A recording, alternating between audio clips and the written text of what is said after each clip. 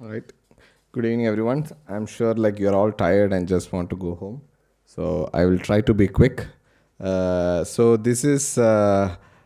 most of you are civil engineers, and I've been having tough time with civil engineers trying to explain what happens at the molecular level. So here is another attempt. I will see how it goes. So from the material science point of view, so whatever from today's morning talk, everything was related to the structure. So in the sense, you have certain performance, you have cement manufactured in certain processing ways, and then you get certain properties with XRD and all other things you try to characterize, and and then you get certain performance. Now, if you want to go back and engineer your material, then what essentially you are looking at is fine tune the processing methods and then the structure that will affect the structure and that will affect your properties and performance and so on. So this is the general materials paradigm that we use, material science paradigm. Why it is useful is because from an engineering point of view, so concrete, as you know, is the most used material in the world. It is an incredibly complex material. I will just, two is a bit too much. So it is an incredibly complex material, but engineers, most of them, when you talk to them, okay, you just change the water cement ratio, you add that, you do this, they will solve the general issues. But from a scientific point of view, for the scientists, it is an extremely complex material, and because of this, it has been very challenging to, although we have been using Portland cement for almost 200 years, it's been very challenging to understand the material, what actually is the structure of the products that is forming. So in that way, we need just to cater to your research, we need a lot of research in this area. So what is modeling? So Keshav did a very good explanation of the different modeling methodologies and how you can look at it. So just to again reiterate, it's a simpler and similar mathematical representation of a real system. So here is your Mona Lisa, and this is a model of the system where you try to replicate or try to have a model that actually looks like Mona Lisa, but you can see some of the features are not captured, but essentially looks like Mona Lisa. So this is definitely what is modeling. And the next one is simulation. So simulation is, this is according to Ashby, study of the dynamic response of a model system, which is this here, by subjecting the models to inputs which simulate the real events. So for something like, you can try to almost punch Mona Lisa there, and she will blink her eye when it is very close, something like that. So a real event, see how the response is. So this modeling and simulation generally is as far as since I'm not an experimentalist, we will like to think that this is an experiment by itself, which I will try to justify. So many of the so for instance, cement itself or any other material, we want to understand the system, and that's only achievable if you try to understand the physics, chemistry behind it and how it works. So even to understand certain experiments, we need to generate models and simulate the things. And then what Professor Keshav was saying, to predictability. So even I will extend a bit more, test certain hypotheses. So we don't know what will be the things that's happening, or we have no way of figuring it out using existing experimental methods. So you can test different hypotheses using models and simulations. And in general, get insights to phenomena that are difficult to access with experimental techniques. For instance, if certain interactions happen at the surface. So today there were some questions about why induction period exists. So these kind of questions we don't know the answer to. So we have been debating it over several decades. So these are the things that we can actually look at using simulation and modeling. So now I would like to bring down you from this something like a concrete structure to the mesoscale, where you have the aggregates and the mortar, and then to the microstructure, which Professor Srijit was talking about, and finally looking at the very small CSH, where Shashank was also talking about this, which he says is not the needle, which is the sheets. And even if you zoom in magnify it, zoom in higher, then you will see the atomic level structure of a whatever is constituting this microstructure. So here is CSH. So at different scales, so at macro scale, we would like to, so for an example is like a cracking pattern on a beam, and I'll just go through it quickly because I'm not going to go into the details of these, just to show you, just to walk through the scale. And then at the mesoscale, you can have aggregates, ITZ zone, and then the mortar metric. So you assume that as a continuous medium, and you simulate, model its model, and try to understand what will be the crack pattern, or how the interfacial transition zone is affected by different types of mortar and so on. So there are some people who have done work on this, and then you can further go into a different micro scale where you explicitly say what are the different types of hydrates and the phases within the mortar. So you can also do that. And then you can look at, so where the molecular dynamics come is at the nanoscale, where you look at the individual phases alone. So here is a C3S surface, so calcium tricalcium silicate, which is in touch with a water molecule, or water, which is in touch with water. And there are different texts: molecular dynamic simulations, Monte Carlo simulations, density functional theory based quantum mechanical simulations. So these are the different length scales. So depending on, oops, sorry. Yeah, I don't know why these animations are there. Okay, so yeah, so depending on at different scales, again, what Professor Keshav was replying to the question on the model and system, what type of things, what question do you want to address, that depending on that, at different scales also you can try to model the system such that you can get get insights into different phenomena, or different questions that you want to answer. So at the nanoscale, you can look at the interfacial reactions, interactions, microscale, how the microstructure changes with the porosity, how the connectivity changes, you can model that. Mesoscale, if the shape of the aggregates. These are just examples to show you at different scales you can look at different properties or behavior.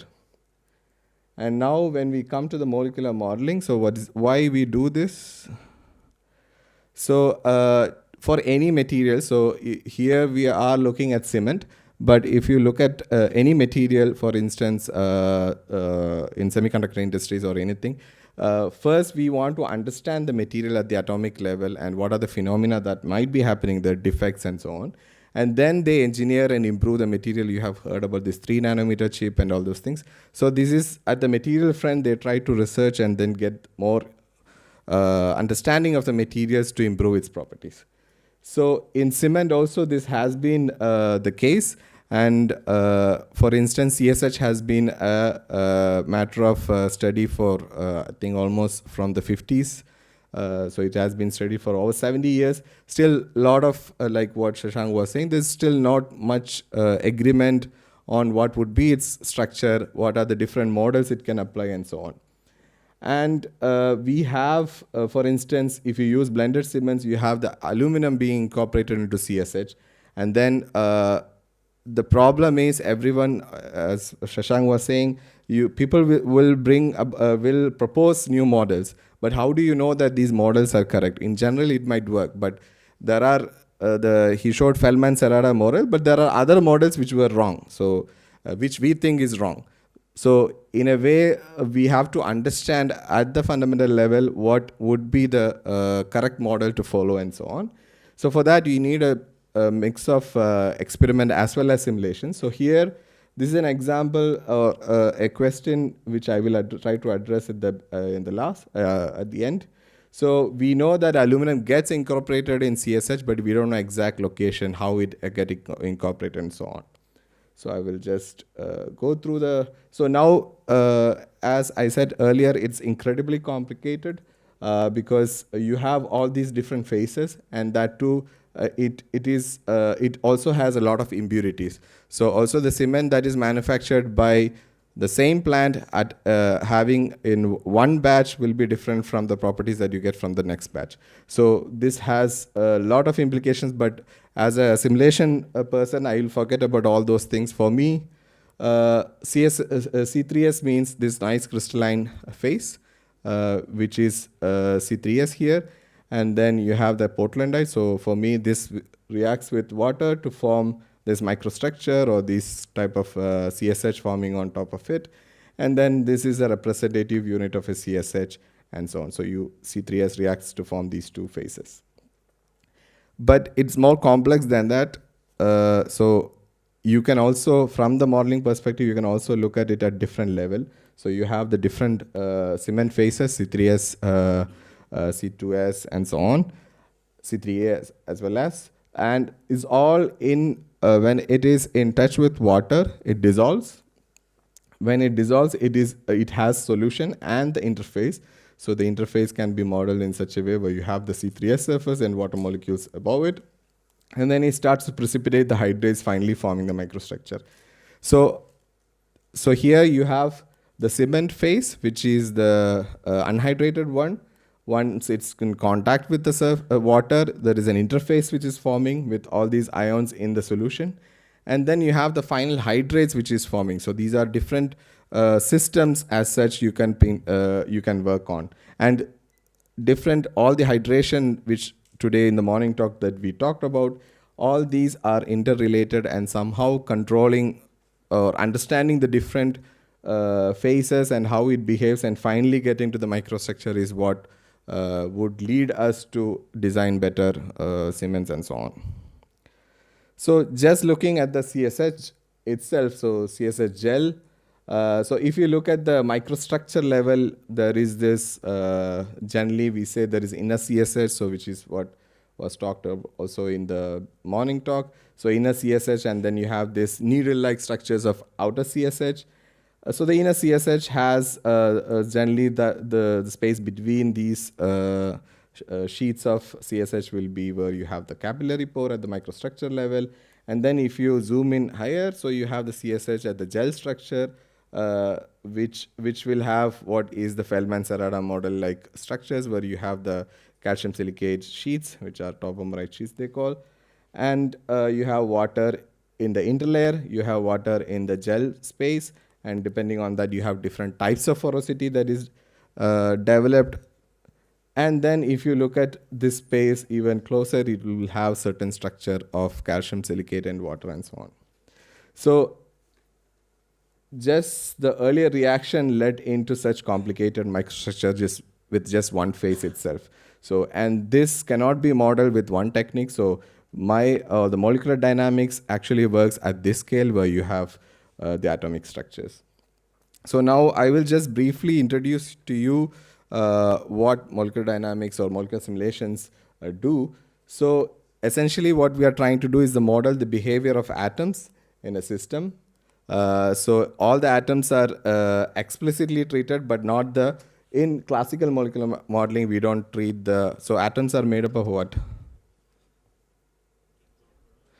Electrons, protons, nucleus, yeah, which has protons and neutrons. Okay, good. So just to wake you up, sorry for asking that simple question. So essentially if you want to model, let's say calcium or silicon, it has certain atomic number, it has certain valence electrons and so on. So how it interacts with different oxygen and so on will be depending on its atomic number and the valence. This is how you identify the different. So here we will, in classical way, classical molecular dynamics, what we do is we assume that these atoms are point charges, and then they have this valency as the charge.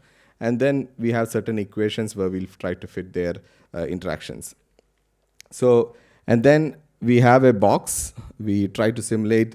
So I will give you the example in the next one. So you have a box, a simulation box, where you have a bunch of atoms in it, and then which will interact with itself with the periodic images, and then that will represent the bulk system. So again, not going to the details. So here, here you have a microstructure in which you have the Portlandite crystals shown. So if you look at this, this is a unit cell of a Portlandite, and you can make a bulk, a supercell, and then this can be represented as a surface where you can look at the interaction of this surface, for instance, this here, with molecular simulations. And how we do this is through, again, what I've said. You have, we treat these atoms as point charges with Q1 and Q2, and then they have these electrostatic forces between them, and then van der Waals forces as well. So these two main forces, or we try to model the atoms with these two main forces. And then you can also have, so this is van der Waals forces. So I will not go through the details, yeah. And then you can also have bonded interactions, which, so can you give an example of an ionic crystal and a covalent crystal? CO2 is covalent, okay. Sodium chloride is what?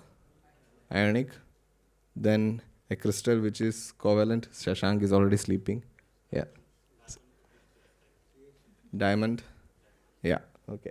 So generally for covalent you have, so this again, these interactions are like, whether you're sharing electrons or you have like donation of electrons which have a higher electronegativity. So these things can be modeled using set of equations like this. So we have certain parameters to, so it's essentially you're trying to capture the chemistry. Okay. So again, in terms of organic molecules, this becomes even tough because you have all these flexible these bonds, covalent bonds, which can have certain angles and so on due to the molecular orbitals. So we approximate these through several potentials where we can model its interactions in that way. Okay. So essentially what we do is, so here here is a water molecule. So this is oxygen and hydrogen here. So here you can describe this oxygen having a charge of minus 0.882. Of course, we say the formal charge of oxygen is -2, so it's not exactly that. So here we are trying to mimic the behavior of water in real life. Water is one of the most difficult system to model actually, in terms of, you think it is a simple one, but water is actually, there are I think more than 100 plus models which try to do water, and we cannot fully capture yet. So here the hydrogen has certain charges, and then you have certain parameters for the bonds here, OH bonds and so on. And this, with these, just these parameters, we can describe a water molecule, and then you can simulate its how it behaves or how it's transported through certain media and so on. So a collection of these potential parameters, where these parameters is called a force field, and that force field, depending on who developed it and when they developed, there are different types of force fields that is actually validated for certain systems. So this paper in 2017, we tried to bring together all the force fields that is generated that is used in cementitious materials. Now we also have a Rylem technical committee where we are also going to put this an effort where there is a continued effort to bring together those working in this field and try to bring all these force fields also where you can compare, and so that new users can know which one to use and so on. So that's something for you. And then once you have this set of force fields, so you can take a system and then you can simulate its interactions. And there are different types of simulation as well. One is static calculation, where you have, let's say, oxygen and 2 hydrogen. So, and then you just try to calculate this force and minimize the energy, so it will optimize this bond distance and so on. And that's one. And then you can also do the dynamics, so where you try to move the molecules or the atoms such that it will essentially have the energy or the temperature effect as well, where the dynamics is captured. So again, I will not, so it can be done at the classical level and also the quantum mechanics, which is ab initio molecular dynamics. So I will also not go into the details. So in molecular dynamics, what we have this set of potentials, and we have the set of, we know in a system what all different types of atoms are there. And then you are essentially following Newton's law of motion. So you just calculate the force that an atom experiences at at particular time step, and then you try to iterate with time. And a lot of animation, sorry. So, okay, with this slide, I can summarize what goes on. So, you have a system definition at time t equal to 0, where you define what is atom position, what is the box symmetry, and so on. And then what you do is like you try to make the system, so you might be starting the system from a this COD, like open crystallographic database or something, where you have a zip file, you start with that. So, but your force field or the parameters may not be fit for what you get from the experiment. So you first have to do an energy minimization such that it gets adjusted to the force field that you have. And then what you do the dynamics. So you calculate the force on all atoms, then you get acceleration on each atom, and then that will give you a velocity, it will move, and you update the position. So here when you move, we try to capture the vibrations of hydrogen. So hydrogen is, its frequency is 10 like femtoseconds, the vibration. So you can only do at 0.5 femtosecond and so on, in each step. And then you update the position. So you have a velocity, you move the atom, you update the, and then again in the new position, you again calculate the force, and you repeat this. So you simulate this for 1 million steps, and then you can simulate the system for 1 nanosecond, something like that. So we will not simulate for seconds, we will only simulate for a few hundred nanoseconds. So I have an example here. I will try to see if that is, so it's almost like you have a classroom. So yeah, so classroom, and then initially, let's say I decided I'm the lecturer, and I said that, okay, everyone has this seats and you have to sit in that seats. But, and everybody has certain interaction with the different people. So that interaction can be, they like each other or they gel well with each other. So certain interactions, be attraction or repulsion, let's put it that way. And over time, so everybody interacts with everybody. But over time, what happens, let's say someone likes to be closer to someone else. So eventually they will shift the position. So what happens is you evolve with time your system such that the behavior of these atoms or the particles will evolve into a way that they actually try to equilibrate. And this, when they equilibrate, is what we see as a macroscopic property. So it's almost like, okay, when they equilibrate, okay, then this guy can actually interact more with the others such that the efficiency or the way he studies is better. Okay, so then that is an output of the whole or the average property of the whole class that you can get. So similarly here, it can be the energy of the system or how it interacts, like or temperature and so on, pressure as well as. So we, in molecular dynamics, we always look for the equilibrium dynamics, which is what we can relate to the macroscopic properties. So there are a few slides that I have on statistical thermodynamics, but I think I will not go through it looking at you guys.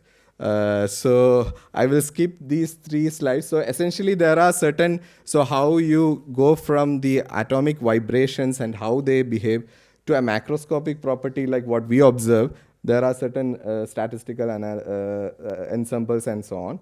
So I will just skip through it. Yeah, I will skip through it. So now we have all these force fields, we have this calculations, we have the simulation. Now, how do we know that this actually represents what an experimental guy says, okay, you're taking portlandite and you're saying that this is actually the reality, or it is simulating a real system. So for that, we need validation. So one validation to do is looking at the structure. So cell parameters. So you can look at the, so experiment gives a cell parameter A, B, C, alpha, beta, gamma. We have certain values. So different force fields, different methods we use, we can get slightly different cell parameters and so on. So this is how we validate. So every modeling simulation, you always have to validate. Otherwise, I can do whatever I want, but then whether it makes sense in real life is always a question.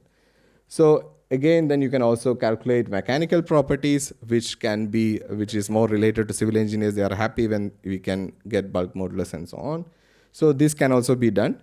There are methods in which you can also do these things. Now, just to calculate mechanical properties is not very interesting. It's good for looking at validation and so on. But more interesting would be what we cannot probe using experimental methods. So here is an example where one of the papers in which they looked at the grinding aids, how it interacts with the C3S surface. And then there was, so then there was another in which they looked at different cleavages, what are this, how the dissolution happens and so on, using a different dissolution of C3S surface. So you can also look at, depending on whether it's C3S, C2S, whether it will dissolve faster or not. Of course, these have certain limitations. And here comes another player, which is the chemical admixture that you might want to add to your concrete system. This one also, these chemicals actually act on the interfaces, and this is exactly which is a direct application of molecular dynamics, because you are looking at interfaces. So another example is looking at the nucleation and growth of CSH. So this is something we have done. So I will go through it. Essentially, I want to come at, okay, whether it was useful or not, or not in terms of as a product, but in our understanding of the systems that we want to look at. So here is an example where, so I was involved in this work where we looked at CSH. We synthesized synthetic CSH. Also, we used a model that I have developed, in which I can look at the different defects in CSH. And then using NMR, so we like NMR, some of us, because it's we like to know what actually happens in the material. So then we were able to understand that only if certain defects are there, this calcium at this bridging these silicates, then only we get certain parts of this NMR signal. I will not go into the detail. So this we were able to, so we obtained this from NMR first, but then we use this simulation techniques to probe into like, okay, what could be the reason? And then we were able to simulate this and reproduce this trend here. And then we were able to explain that CSH is essentially interconnected, the silicates chains are interconnected through this calcium at the bridging site, which was, so this was kind of unknown, and this actually clarified a lot in the role of calcium that could be stressed, and also signifies when I don't know who said that this CSH would like to have magnesium. Whoever wants it, just it's like, you know, you come with us. So it is true. It can have calcium here. It can have sodium here. It can have magnesium also in the interlayer space here. So this was also then shown with experiment and simulations. So another one where it made sense was there was a third aluminate hydrate phase, which even today people say that it exists, but this was nothing which could be characterized or shown to exist with any other characterization techniques other than the NMR, where it gives an aluminum in 6-fold coordination. So here also we use a combined approach of synthetic cache and these molecular simulations, where then we were able to show that such a phase actually doesn't exist. It's just within the CSH, the aluminum can be incorporated in 6-fold coordination or 5-fold or 4-fold coordination. So in a way, we were able to, so if you have such a phase which is defined, so this is, if you look at thermodynamically, you are defining there is some new phase has to form which doesn't exist. So we were able to say, no, that doesn't form. This is just a simple phase, just aluminum incorporated in CSH itself.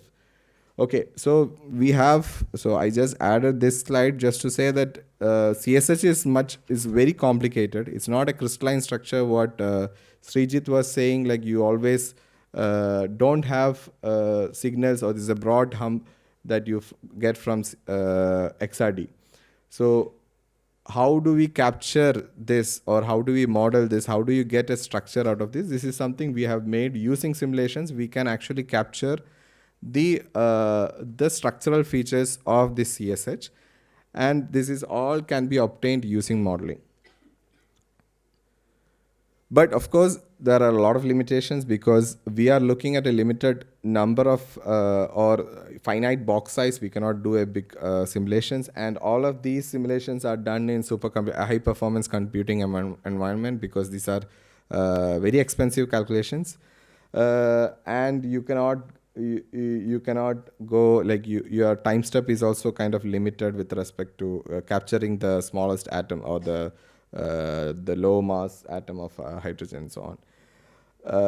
And always the difficult part is connecting with the experimental observation. So always we have to validate this, and then we can extend into explaining and so on, or even predict using it for prediction. So there's some additional reading, and I will wind up now. So some useful packages, those who want to use these kind of techniques, it's actually very easy to use it, but of course there are a lot of different fine tuning that you will have to do, know the system before doing these things. So it's all out there, and with that I would like to thank and